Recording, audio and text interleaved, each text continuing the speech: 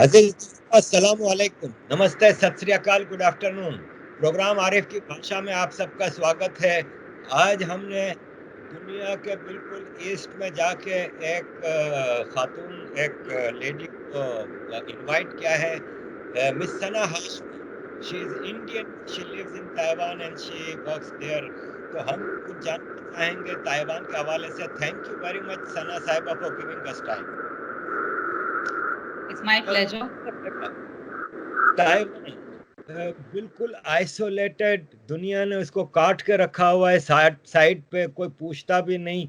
लेकिन जब हम डेवलपमेंट की बात करते हैं, जब हम टेक्नोलॉजी की बात करते हैं, तो दुनिया is indebted to Taiwan for so many things. जैसे कि ये जो प्रोसेसर होते हैं, जो चिप मेकिंग होती है, जिसकी बल पे सारी टेक्नोलॉजी चलती है, वो सब ताइवान का बड़ा ह्यूज कंट्रीब्यूशन है। सबसे पहले तो आप हमें ज़रा बताएं कि ये ताइवान का क्या बैकग्राउंड है। क्या ताइवानीज आर चाइनीज पीपल और they are a different people?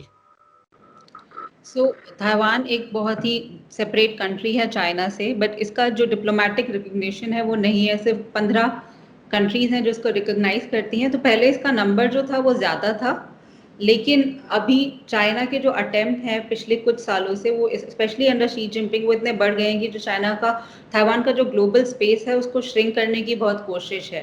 तो चाइना का जो एग्रेशन है ताइवान के लिए वो बहुत ही बढ़ गया है, एंड इसीलिए बहुत ही परेशानी है ताइवान के लिए कि जो डिप्लोमेटिक रिकॉग्निशन है वो नहीं है। बट बावजूद इसके ताइवान ने इतने अच्छे से अपने आप को डेवलप किया है, वो सेल्फ गवर्निंग आइलैंड है, सेल्फ गवर्निंग कंट्री है।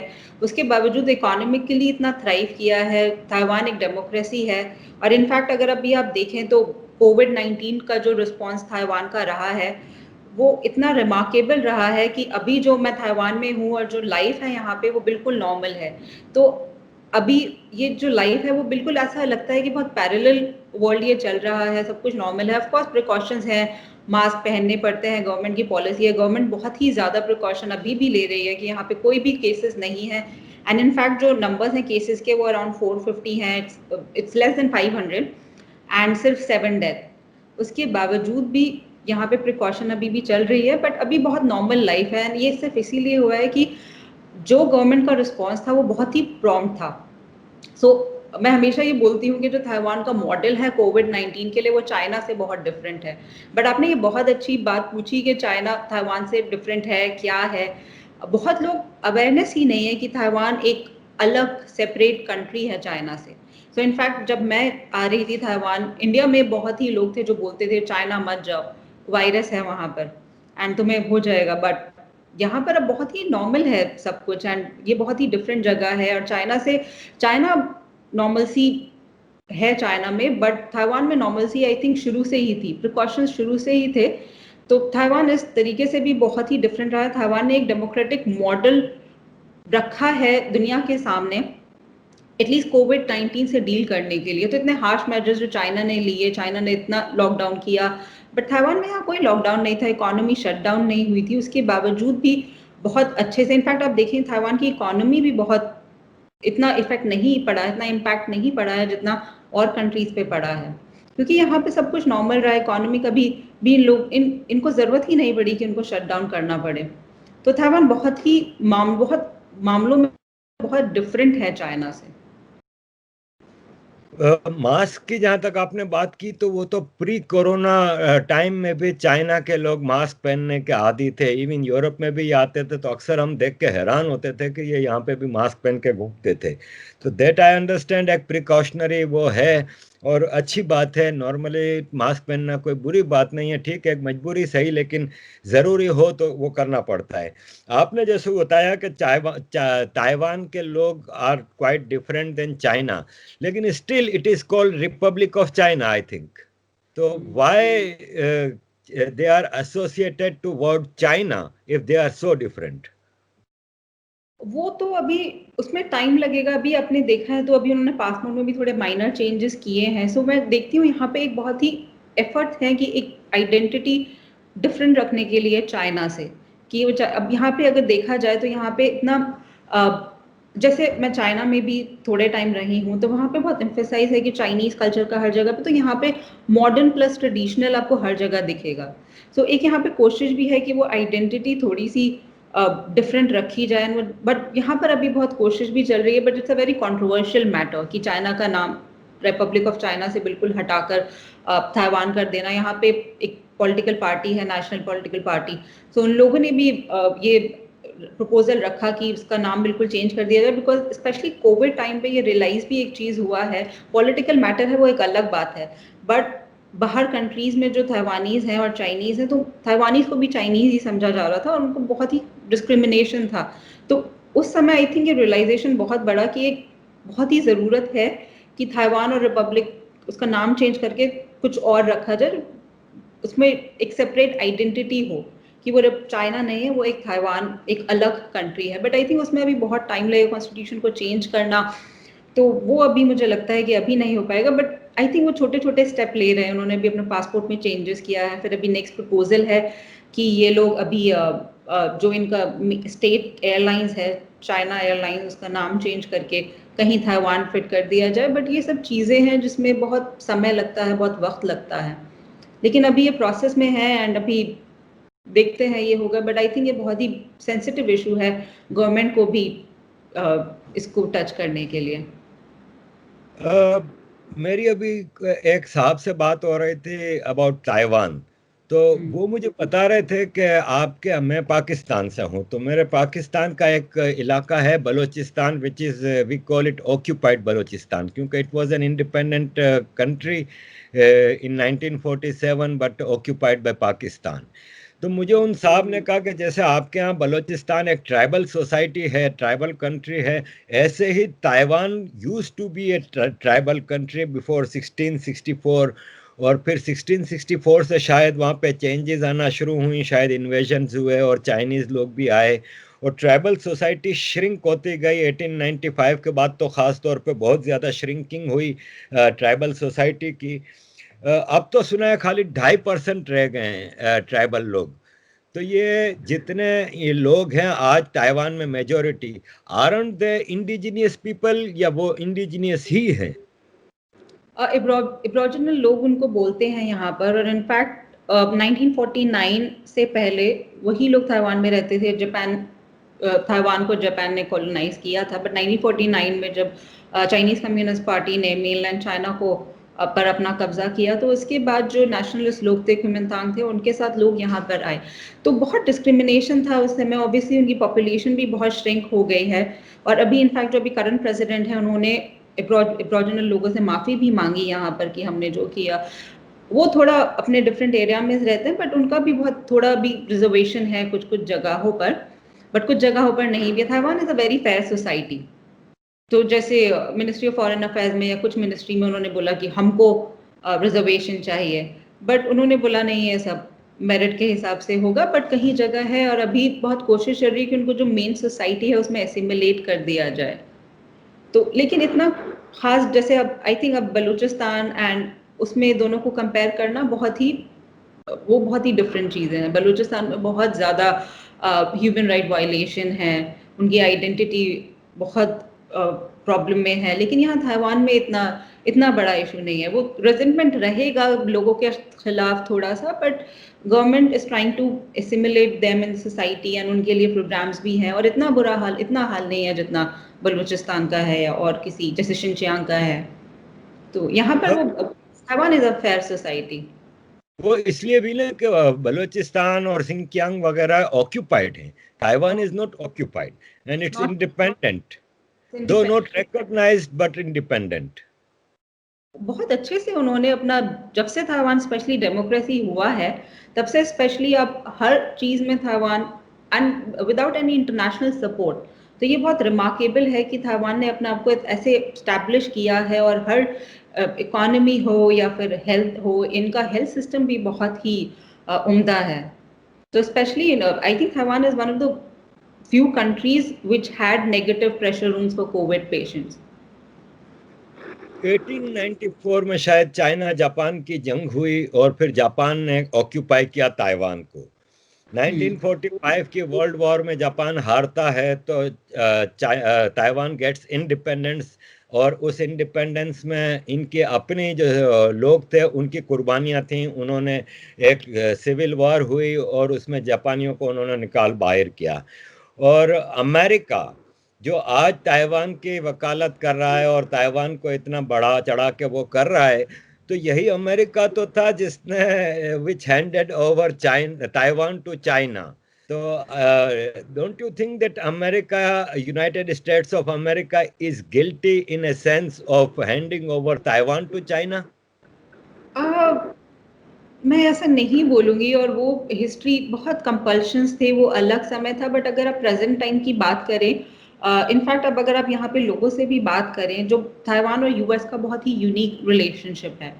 अब जो हिस्ट्री में हुआ, इनफैक्ट जब यूएस ने डिप्लोमेटिक रिकग्निशन ताइवान से, रिपब्लिक ऑफ चाइना से पीपल्स रिपब्लिक ऑफ चाइना पे ट्रांसफर किया, वो भी एक अलग है। बट तब उनका एक एग्रीमेंट है कि यूएस हमेशा ताइवान की हेल्प करेगा, एंड अगर चाइना ताइवान पर वॉर भी करता है, वॉर वेज करता है, तो US will come to Taiwan rescue. And in fact over the years what the US has been doing is to prepare Taiwan कि वो अपना सेल्फ डिफेंस करे। तो स्पेशली देखा जाए, without any international support and diplomatic recognition, जो उसका weapon cell है वो यूएस से है। अब हम कह सकते हैं कि ऑफकोर्स वो यूएस के अपने खुद के भी रीजंस हैं, और US is selling weapons to Taiwan for its own reasons. But यहाँ पर बहुत ही यूएस को वैल्यू दी जाती है, बिकॉज यूएस ही है जिनका भी इतना क्लोज रिलेशनशिप है। और अभी रिसेंटली अभी यूएस हेल्थ सेक्रेटरी की विजिट हुई है, और अभी after so many years, several decades, एक हाई लेवल विजिट हुआ है। So I think when Taiwan doesn't have diplomatic recognition and US से उस लेवल पे विजिट हो रही है, इनके लिए बहुत मायने रखता है ये। सो आई थिंक वो जो ताइवान बहुत ही इंपॉर्टेंस देता है यूएस को, एंड पास में क्या हुआ, कैसे हुआ, but over the years US ही है जो ताइवान को इतना साथ देता रहा, सपोर्ट करता रहा। बिकॉज और कंट्रीज को आप देखें, इंडिया को देखें, जापान थोड़ा बहुत ऑन एंड ऑफ रहा है। जापान यूएस के अलावा एक कंट्री है जिसने ताइवान को बहुत वोकल रहा है उसके बारे में। बट अगर देखा जाए, और कोई कंट्री, मेजर कंट्रीज हैं, ऑस्ट्रेलिया है, इंडिया है, कभी भी इतना ओपनली उसके बारे में बात नहीं कर पाया, सपोर्ट नहीं कर पाया। तो आई थिंक उस कॉन्टेक्स्ट में हमें, जो भी प्रेजेंट कॉन्टेक्स्ट में, हमको यूएस एंड ताइवान के रिलेशनशिप को देखना चाहिए। One of the strongest democracy in Southeast Asia or East Asia is Taiwan. Lekin it's a new democracy. I think until 1991 there was martial law since beginning. तो अब क्या position है? क्या army has totally gotten away from the politics, या अब भी उनका कोई बैकग्राउंड में कोई रोल है? नहीं, it's like military is a part of the government. So whatever the government, as in it's like how a democracy acts. Taiwan, I think of all the democracies, US हो गया है and India हो गया है. So I think Taiwan एक जो perfect example democracy का होता है, वो आई थिंक ताइवान है। उन्होंने अपने आप को इतना अच्छे से ट्रांसफॉर्म किया है। So the father of democracy, जो अभी अभी उनका देहांत हुआ है, ली थंग हुई प्रेसिडेंट, सो उनकी वजह से जो है ताइवान एक डेमोक्रेसी बना है। उनका जो कंट्रीब्यूशन ताइवान की डेमोक्रेटिक ट्रांजिशन में रहा है, वो इतना वो इनकम्पेरेबल है। सो मिलिट्री का जो what ever the government says, जो गवर्नमेंट का मैंडेट है, it's like how a democracy act. ऐसा नहीं है लाइक पाकिस्तान और एनी अदर अथॉरिटेरियन रजीम के मिलिट्री अपना खुद का डिसीजन ले लेती है। It's a perfect example of a democracy, and Taiwan ने हर मोड पे, चाहे वो मिलिट्री हो या चाहे वो हेल्थ हो या चाहे वो कोई भी सेक्टर हो, हमेशा हर जगह दिखाया है कि डेमोक्रेसी ऐसी ही होनी चाहिए। And this is what I always say कि India, despite being a democracy, इतनी चीजें हैं जो हम ताइवान से सीख सकते हैं, because India is the largest democracy, and Taiwan ने इतने अच्छे से डेमोक्रेसी को प्रैक्टिस किया है। So it is very important कि हम ताइवान के साथ कॉपरेट करें, और हम ताइवान की डेमोक्रेसी, डेमोक्रेटिक वैल्यूज से सीखें। मुझे लगता है कि बहुत गुंजाइश है दोनों कंट्रीज के रिलेशनशिप को आगे बढ़ाने के लिए। Tell us something about India and Taiwan. सबसे पहले मैं आऊँगा business relationship. Are there good business relationships? क्या बहुत ज़्यादा ह्यूज ट्रेड थिंग्स हैं बिटवीन ताइवान एंड इंडिया? क्या है? इकोनॉमिक एस्पेक्ट बहुत सबसे ज़्यादा प्रोमिनेंट है इंडिया ताइवान रिलेशनशिप में अभी, and so India one China policy को स्ट्रिक्टली अडर करता है, मानता है उसको, and India in fact was one of the first countries to acknowledge one China policy in the 1950s. So under the framework of one China policy, economic relationship है जो India बढ़ा सकता है अपने हिसाब से. सो इकोनॉमिक रिलेशनशिप इतना भी अच्छा नहीं है, बट ठीक ठाक है. Like if I give you the trade figure, it's always between 5 to 7 billion, and in fact अभी पिछले 2 सालों में थोड़ा सा डिप हुआ है. सो इकोनॉमिक रिलेशनशिप है, but I think there is a lot of potential. And if you talk about trade, made in Taiwan products जो है वो they are far superior in quality than made in China product. Like India में तो बहुत चीज़ है कि अगर कोई चीज़ लास्ट नहीं करती है तो वो मेड इन चाइना है, बट यहाँ पे अभी ताइवान में जो मैं देख रही हूँ बहुत ज़्यादा एम्फेसिस है कि मेड इन ताइवान प्रोडक्ट हैं. एंड इनफैक्ट आप मास्क को भी देखिए, उनकी क्वालिटी बहुत अच्छी है चाइना के मुकाबले, and Taiwan is the second largest producer of mask. So मुझे लगता है कि ये गुंजाइश है कि हम ट्रेड को इंक्रीज करें एंड ताइवान से जो एक्सचेंज ऑफ गुड्स है वो थोड़ा इंक्रीज करें. उसके लिए हमें और एग्रीमेंट्स की ज़रूरत है, but more than this I think investment prospect बहुत अच्छे हैं. ताइवानी कंपनीज जो हैं they have been trying to pull out of China, and south east Asian market भी थोड़ी सैचुरेटेड हो गई है. सो इंडिया एक बहुत ही पोटेंशियल मार्केट है. एंड अभी फॉक्सकॉन जो है उन्होंने एप्पल के साथ चेन्नई प्लांट में 1 billion somewhat 1 billion they spending in India. So ऐसी बहुत कंपनीज हैं जो बहुत इंटरेस्टेड हैं इंडिया में आने के लिए, बट उसके लिए आई थिंक इंडिया खुद बहुत रिफॉर्म करने पड़ेंगे, एंड थोड़े ब्यूरोक्रेटिक हैसल्स हैं तो उनको थोड़ा सा चेंज करने की ज़रूरत है. बट बहुत पोटेंशियल है, एंड टॉक्स आर ऑन कि बहुत ताइवानीज कंपनीज हैं जो इंटरेस्ट अभी दिखा रही हैं. So I think this is the main aspect of the relationship, and जिसमें थोड़ा गवर्नमेंट टू गवर्नमेंट लेवल पे बातचीत भी है. I agree here with you. Especially the governments before 2014 in India, they were leaning towards communist China or communism की तरफ. तो obviously India का जो पोटेंशियल है वो हम अचीव ना कर सके इस पूरे पीरियड में, इसलिए कि वो पॉलिसीज हमारी ऐसी थी कि हम अचीव ना कर सके हमारा पोटेंशियल. तो आप क्या समझती हैं कि ये जो अब चाइना इंडिया का जो मसला चल रहा है, और इसमें अब एप्पल कंपनी का हम सुनने में आ रहा है कि एप्पल कंपनी भी इंडिया में अपने प्लांट्स लगा रही है, और इंडिया में अब इन सब चीज़ों की प्रोडक्शन होगी, और जाहिर है जब इन चीज़ों की प्रोडक्शन होगी तो Taiwan being the largest producer of chips and processors, तो ये इंडिया के साथ ट्रेड रिलेशनशिप बढ़ेगा. स्पेशली जो करंट चाइना इंडिया जो वॉर वाली सिचुएशन आ गई है, तो इसमें तो it will be very good कि India goes to Taiwan with full power and establishes a relationship and recognizes Taiwan as an independent state. Don't you think so? पहले तो मैं ये बात बोलूँगी कि बिल्कुल सही आपने एक बात बोली कि at least under prime minister Modi जब उन्होंने अपना ऑफिस में चार्ज लिया था, ताइवान के तरफ थोड़ा प्रोएक्टिव अप्रोच था.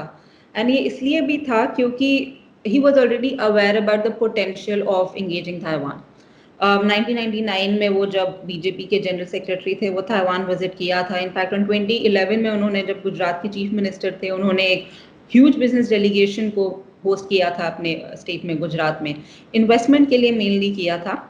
एंड इनफैक्ट इन 2014 उनका फर्स्ट स्वेरिंग इन सेरेमनी में उन्होंने सेंट्रल टिबेटन एडमिनिस्ट्रेशन के प्राइम मिनिस्टर सिक्योंग को, डॉक्टर लॉब्सांग सांगे को, एंड ऑल्सो जो ताइवान के रिप्रेजेंटेटिव थे इंडिया में जो अब यहाँ पे डिप्यूटी फॉरेन मिनिस्टर हैं, एम्बेसडर थियन, उनको भी बुलाया था. तो जो स्टेप लिए थे वो बहुत ही बोल्ड स्टेप लिए थे. तो उस समय उन्होंने नेबरहुड पॉलिसी भी एस्टैब्लिश किया था. तो वो जो टाइम था तो उस समय लग रहा था कि ताइवान की तरफ बहुत ही प्रोएक्टिव अप्रोच है इंडिया का. एंड अगर देखा जाए उस पीरियड में भी, स्पेशली फ्रॉम 2008 और 10 और टिल 2017 बहुत ही एक्सचेंजेस हुए, थोड़ी बहुत विजिट्स हुई, पार्लियामेंट्री एक्सचेंजेस हुए, India Taiwan friendship parliamentary friendship association भी इस्टेब्लिश हुआ. बट उसके बाद 2017 में चाइना का जो एग्रेशन है इंडिया की तरफ वो बढ़ने लगा। इनफैक्ट एक विजिट हुआ था पार्लियामेंट्री डेलीगेशन का ताइवान से, ऑल वुमेन पार्लियामेंट्री डेलीगेशन। उसके बाद चाइना ने बहुत ही स्ट्रॉन्ग प्रोटेस्ट रजिस्टर किया था, तो उसके बाद डोकलाम हो गया। एंड तब Wuhan summit, informal summit, China की तरफ से प्रपोजल आ गया। So I think that was the time when India realize कि अब शायद हमें ताइवान की तरफ थोड़ा रिलेशनशिप को हॉल्ट कर देना चाहिए, and this is our time to achieve a break through in boundary dispute with China. तो तब से जो है एटलीस्ट 3 साल से जो मैं देख रही हूँ कि वो थोड़ा सा जो प्रोएक्टिव अप्रोच था ताइवान की तरफ वो कम हो चुका है।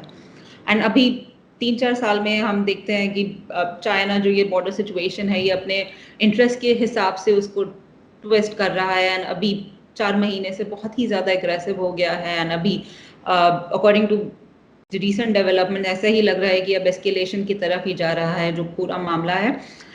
उसके हिसाब से अगर हम बोलें कि बिकॉज ताइवान चाइना के साथ प्रॉब्लम हो रहा है and we have to look towards Taiwan, so मैं पर्सनली इस बात को नहीं मानती हूँ कि हमें सिर्फ ताइवान के साथ रिलेशनशिप बढ़ाने चाहिए बिकॉज चाइना के साथ प्रॉब्लम है। क्योंकि कल को जब चाइना के साथ सब कुछ सही हो जाएगा तो ताइवान के साथ हमारा रिलेशनशिप फिर खत्म हो जाएगा, बिकॉज ताइवान को इंगेज करने का अपना ही पोटेंशियल है। We have to learn from Taiwan best practices and we have to keep engaging Taiwan in the long term. So मुझे इनफैक्ट एम्बेसडर थे एंड जो भी डिप्यूटी फॉरेन मिनिस्टर हैं उन्होंने जब इंडिया से वो जा रहे थे उन्होंने इंटरव्यू दिया, एंड इनफैक्ट ये ऑफिशियल पॉलिसी भी है कि जो चाइना के साथ रिलेशनशिप है कंट्रीज का और ताइवान के साथ है वो should go parallel under the framework of, अगर कंट्रीज मानती भी है वन चाइना पॉलिसी को, उसके साथ भी ताइवान के साथ रिलेशनशिप अच्छे से मेंटेन हो सकता है। बिकॉज अभी अंडर प्रेसिडेंट साई इंग वन एक पॉलिसी है न्यू साउथ बाउंड पॉलिसी, जैसे हमारी पॉलिसी है एक्ट ईस्ट पॉलिसी वैसे इन्हीं की पॉलिसी है। तो उसमें पहली बार ऑफिशियली इंडिया एक पॉलिसी में prominently is figuring prominently in Taiwan official policy. So ये पहले कभी नहीं हुआ था, ये पहली बार ऐसा हुआ है। सो फोकस इंडिया पर है, बहुत अच्छा खासा फोकस इंडिया पर है। तो मुझे लगता है कि एंड उस पॉलिसी का जो मेन फीचर्स है वो इकोनॉमिक है, पीपल टू पीपल है, इंफॉर्मेशन शेयरिंग है, and basically to learn from each other and to expand cooperation in areas such as economic and people to people ties etcetera. So I think Taiwan को भी हम देखें तो Taiwan भी नहीं चाहता है कि वो चाइना के साथ कुछ ऐसा कॉन्फ्लिक्ट में आए या कुछ ऐसा प्रोवोकेशन हो, but I think it is time and what Taiwan wants is कि थोड़ा सा जो रिलेशनशिप में है कंट्रीज के साथ वो थोड़ा सा एलिवेट हो level, because especially India and a few countries like Australia they're not very proactive towards Taiwan.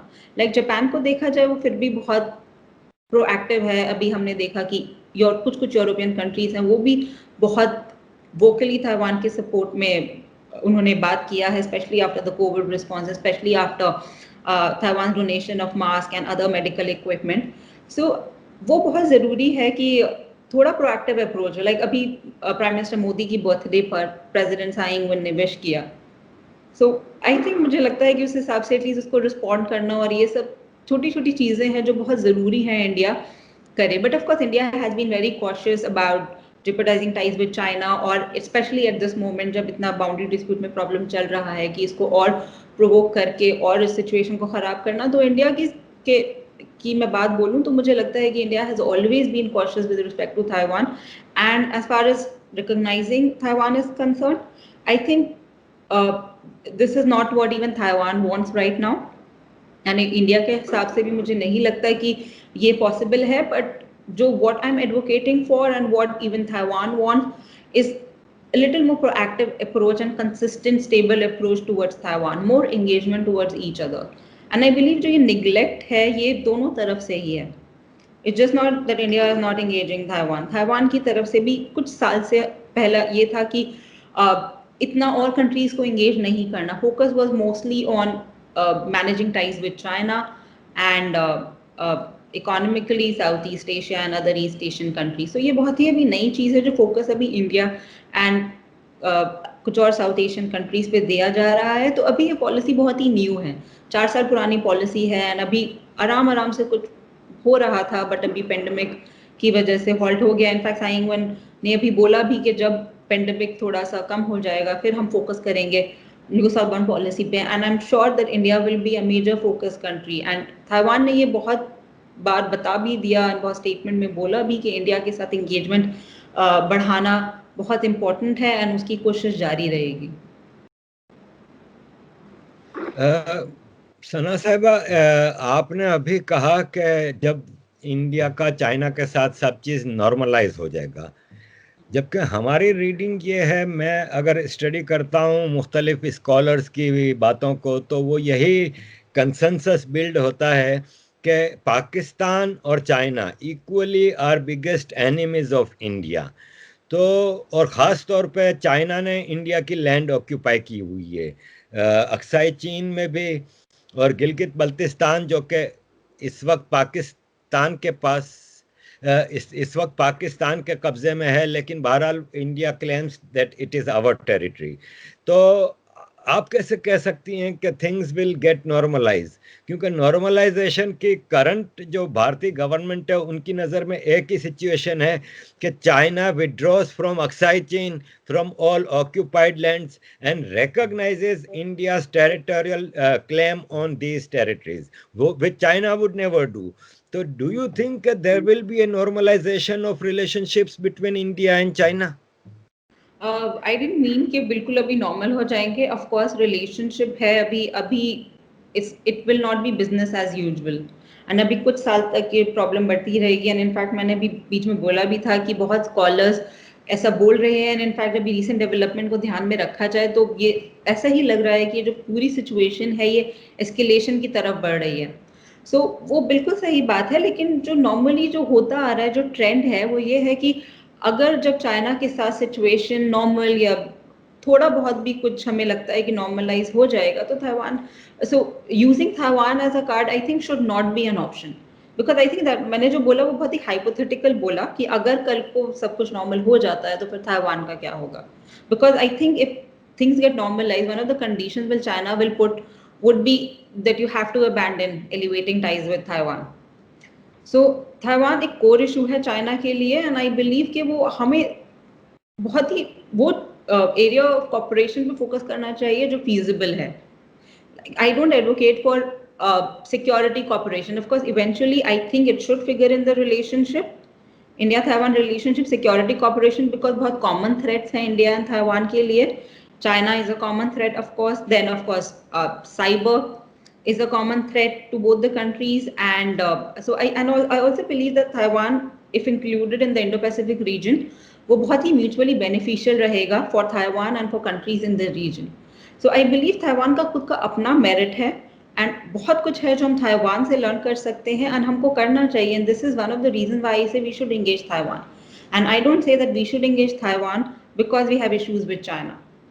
So I think this is what my entire point is कि हमें ताइवान और चाइना को बिल्कुल अलग रखना चाहिए, एंड हमें जो ताइवान ने अब तक अचीव किया है उसके लिए हमें ताइवान को एंगेज करना चाहिए, और हमें उससे there is so much to learn from Taiwan, and also it will be beneficial for Taiwan if countries like India, Japan, Australia engage Taiwan.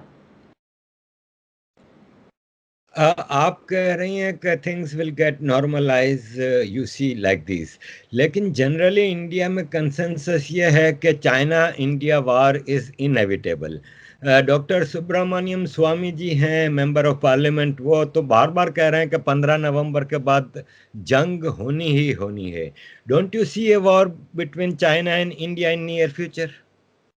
I think escalation तो हो सकता है, बट मुझे लगता है कि जो स्पेशली इंडिया का जो फोकस है वो we haven't abandon the dialogue. तो बहुत लेवल पे डायलॉग है, ऑफकोर्स कुछ आउटकम नहीं आ रहा है किसी भी डायलॉग का, but I don't think it is even in China's interest to go for a war. So I think वो अपना सिर्फ एक एक्सरसाइज कर रहा है कि हाँ, बिकॉज आई थिंक अभी चाइना हर फ्रंट पे एग्रेसिव हो गया है। ताइवान पे देख लीजिए, अभी एक विजिट हो रही थी एंड उन्होंने 19 जेट्स भेज दिए मीडियम लाइन पे। सो आई थिंक हांगकांग हो गया है इशू, एंड हर इशू पे चाइना जो है बहुत ही एग्रेसिव है, बहुत एग्रेसिवली रिस्पॉन्ड कर रहा है। But India is the only country जिसके साथ वो एक्चुअली में it acted on it and became more and more aggressive. So war, I don't know how feasible it is at this point of time, and I don't think even India wants a war or China wants a war. But of course, our leaders have said कि अगर कुछ होगा तो हम अपने national sovereignty को protect करने के लिए किसी भी हम हद तक जा सकते हैं। But अभी मुझे नहीं लगता है कि कोई war होने वाला है, because हमने अभी जो usual channel of communication है उसको abandon नहीं किया है, डायलॉग जारी है। सो ऑफ कोर्स ये जो है जो अभी स्टैंड ऑफ है, जो अभी ये प्रॉब्लम चल रही है, वो प्रोलॉन्ग होगी, एस्केलेशन होगा थोड़ा सा, एंड अभी China is not ready to accommodate and even have a solution, and we have been negotiating with China for so long. But I think अभी जो हम कर रहे हैं, I think वो अभी एक quadrilateral meeting होने वाली है between India, US, Australia and Japan at the foreign minister level. So I think all these things act as deterrence, but I don't know at what level the impact will be. But I think अभी ये सब options है जो India अभी exercise करेगा. अगर China का aggression बढ़ता ही रहा तो of course India will have to go for other options, but I think war is not an option, and war is the thing which neither country would want. But of course I don't think it's going to be normalized anytime soon, and escalation is on the card because China has shown no willingness to be accommodative in the boundary dispute with India. In fact, boundary dispute, China has resolved the boundary dispute with 12 out of 14 countries. But India के साथ उसने हमेशा बरकरार रखा. In fact Soviet union के साथ भी जब 1990s में पोस्ट सोवियत स्टेट के साथ किया, उसने तब किया जब सोवियत यूनियन का डिसइंटीग्रेशन हो गया and all the states were weaker then the Soviet union. But India के साथ इसीलिए वो अलाइव भी रखना चाहता है boundary dispute, because it is a way of keeping India preoccupied in the South Asian region. This is the thing. India इसके बारे में बहुत ही रिसोर्सेज और अपने मैन पावर, मिलिट्री पर्सनल को इतना, बिकॉज लैंड बाउंड्री डिस्प्यूट में ये सब चीजें हैं जिसको इंडिया को इन्वेस्ट करना पड़ रहा है, and India is preoccupied in the region with of course China boundary dispute and also with Pakistan. So this is a way of containing India in the region and contain India's rise. So this will be on. ये 70 साल से हमारा ये जब से China establish हुआ है तब से ये बाउंड्री डिस्प्यूट है. ऑफ कोर्स 1960s में China became more active in at the boundary front, but ये आगे भी मुझे लगता है ये बहुत ही डिकेड तक ये चलता रहेगा, बिकॉज ये चाइना के इंटरेस्ट में है ही नहीं बाउंड्री डिस्प्यूट को रिजॉल्व करना. तो बहुत साल तक हमने इनफैक्ट ये किया, दोनों साइड्स ने ये बोला कि जो बाउंड्री डिस्प्यूट है उसको बैक बर्नर में रख देना चाहिए और चीज़ों पर फोकस कर देना चाहिए एंड स्टेटस को मेंटेन कर देना चाहिए, and it's all about differing perception. But what we have realized is not about differing perception. So China का जब भी मन करता है वो कोई भी टेरिटरी को आके ऐसे अपना टेरिटरी बोल देगा. So I think this is what we have realized, and we have also, India has also become firm. But अब इंडिया का क्या स्टेप होता है नेक्स्ट? पोल्यूशन होता है या फिर और कंट्रीज के साथ कॉपरेशन बढ़ाना होता है. तो इसी की वजह से एक जो one of the things we hear is that India needs to elevate ties with Taiwan and India should look towards Taiwan. And ये इसलिए भी हो रहा है बिकॉज बहुत साल तक इंडिया ने ताइवान को निग्लेक्ट किया है बिकॉज ऑफ चाइना. सो इस वजह से ये, और we keep hearing these calls for upgrading ties with Taiwan. So ये एक और सोल्यूशन है कि हम ताइवान के साथ करें, बट मैं नहीं मानती हूँ कि ताइवान को एक कार्ड की तरह यूज करना चाहिए. And this is the thing which I have been advocating in my writings also. Generally India should look towards Taiwan more, and not because of China but because it's mutually beneficial to look towards each other. In case of war, जैसे कि वार अगर होती है India के साथ, तो of course main focus तो होगा लद्दाख और ईस्ट तुर्किस्तान या फिर वो तिब्बत और उस रीजन पे. लेकिन बहरहाल चाइना की नेवी तो वहाँ पे है नहीं, क्योंकि China is land locked from that part. तो सारा जोर जो वार का आएगा वो आएगा साउथ चाइना सी के ऊपर. अब आप साउथ चाइना सी की डेमोग्राफी देखें तो वहाँ पे आपको Australia, Japan, USA, India, Philippine, एक से एक कंट्री का एस्केलेशन मिलेगा. फिर वहाँ पे नॉर्थ एंड साउथ कोरिया का मसला है, इतनी न्यूक्लियर पावर्स, मिसाइल्स हैं, इतना सा ताइवान है दिल्ली जितना, 2.5 करोड़ की आबादी है.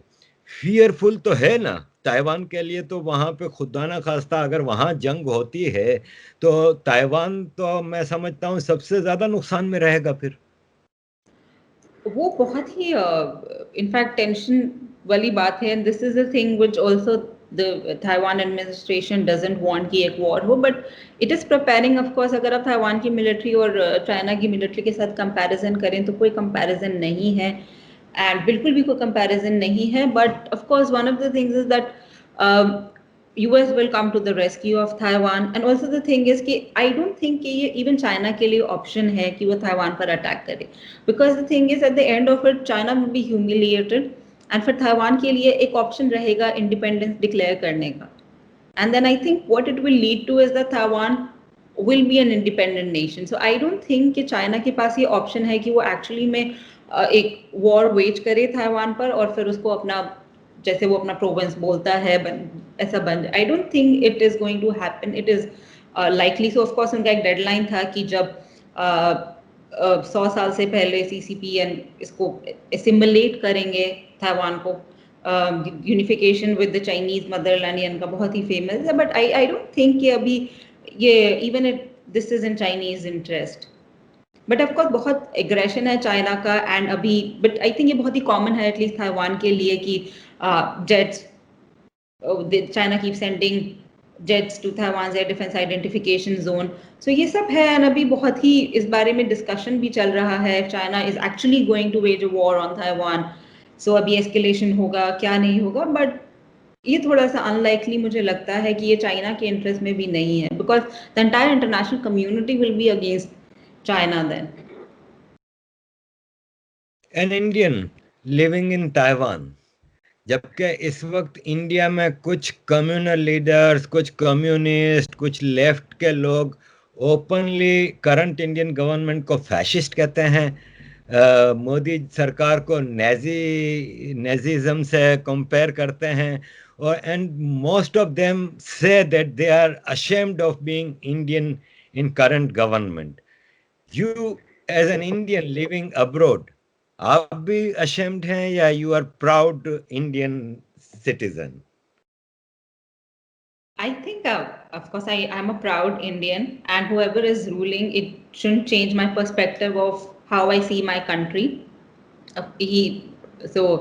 And the thing is, I worked with the government, I worked with the Ministry of External Affairs. So, as an Indian, ये बात मैंने actually पहले नहीं बोली है, but मैं अभी आपके प्लेटफॉर्म पे बोलती हूँ. मुझे नहीं कभी मेरे खिलाफ मेरे रिलीजन या मेरे फेथ या किसी की वजह से मुझे डिस्क्रिमिनेशन हुआ है मेरी कंट्री में.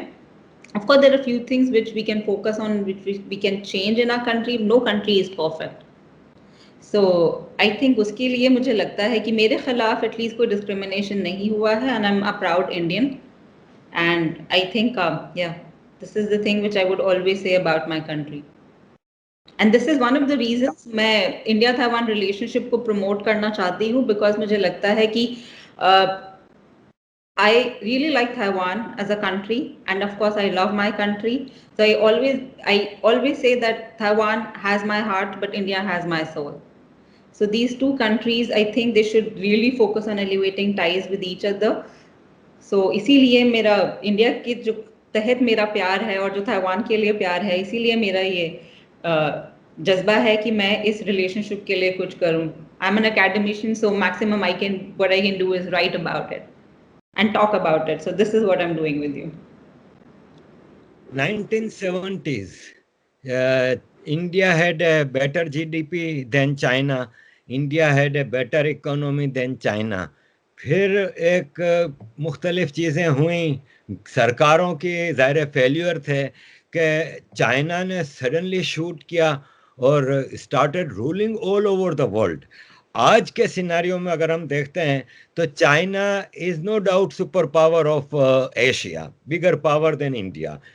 बट जनरल परसेप्शन ये है कि इंडिया अगर moves into right direction, India would be the biggest power of Asia. How do you read it? I think if आप चाइना की प्रोग्रेस को भी देखें, China has an authoritarian regime. India is a democracy, so it's much easier for an authoritarian regime to take decisions and just do it. For India, it has been difficult. Of course, India could have done several things differently, मुझे लगता है, but India has a lot of potential and it's a huge market for a lot of countries, and बहुत countries को interest भी है, बहुत companies को interest है India में आने के लिए. If India takes decisions in the right direction, India is bound to be one of the largest economies in the world. So this is why I say कि जो reforms है वो पहले घर पे होने चाहिए and फिर उसको आगे. But अभी कोविड टाइम हो गया है and अभी थोड़ा प्रॉब्लम चल रहा है. But I think if right decisions are taken, India will be one of the largest economies. India has a lot of potential. And in fact, when I talk to people here, most of them, officials and even industry people, most of them have shown willingness to go to India, to look towards India economically, at cultural level. So it has a lot of potential. So India, so I believe कि ये बहुत ज़रूरी है कि पहले हम अपने घर में रिफॉर्म्स करें एंड फिर आगे देखें. बट आई थिंक अगर सही डायरेक्शन में रिलेशनशिप को लेके जाया जाए इंडिया ताइवान और इकोनॉमिक एस्पेक्ट, तो बहुत ही पोटेंशियल है. राइट विजन बहुत ज़रूरी है अभी इस्टेब्लिश करना है. Thank you very much, Ms. Sana, for giving us time. It was so wonderful to have you in the program, क्योंकि भारत के लोगों को ताइवान के हवाले से इतनी ज़्यादा इंफॉर्मेशन नहीं है. So I hope कि with your insight about all these issues, हम लोगों को काफ़ी जानकारी मिलेगी. Thank you for giving us time and wish you all the best.